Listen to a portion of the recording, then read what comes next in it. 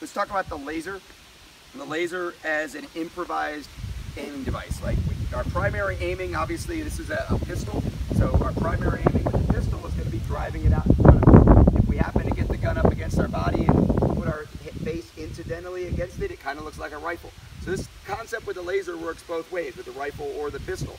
Our primary aiming is going to be that kinesthetic alignment, one way or the other.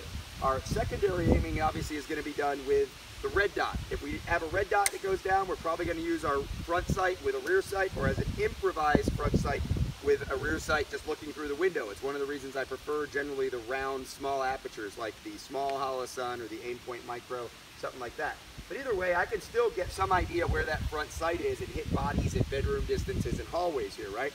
The laser really acts as a fourth method of aiming for very specific situations.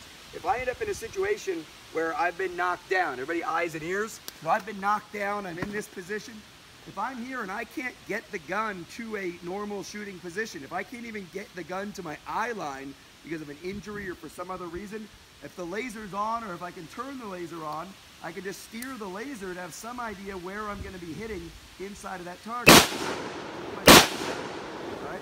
If I am upside down, the gun's nowhere near where I need it to be, still the laser will work. The gun could be up here, it doesn't matter. I can look up at the head. So I'm up here trying to take a shot at the head. Same thing. So weak-handed, right? Gun gets knocked down, weak-handed, I use my leg to help steer the gun. I'm in this weird position here, just making sure the muzzle's clear. Now, I can't manage recoil very well, but it is an option for aiming, for alignment, right? If I get up in this position, and with the pistol particularly, if I don't have a stabilizing brace, if I don't have any way to hold the gun against my body, driving it out like this, that laser gives me a really good indication of where that round's gonna go in that position. And obviously you can still do malfunction drills with a laser just like you would with any other optic, right? So consider the laser as a backup to your iron sights and your red dot. Improvised positions, unorthodox positions, injured situations, right? I'm in this position of retention.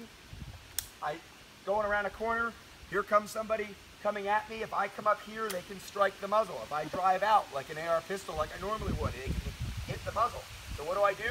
I pull the gun back in, I see where the laser dot is, and I see where the laser dot is, I know where I'm going. Obviously, when I was down on the ground, for training, it was important to make sure we kept all those shots below the berm.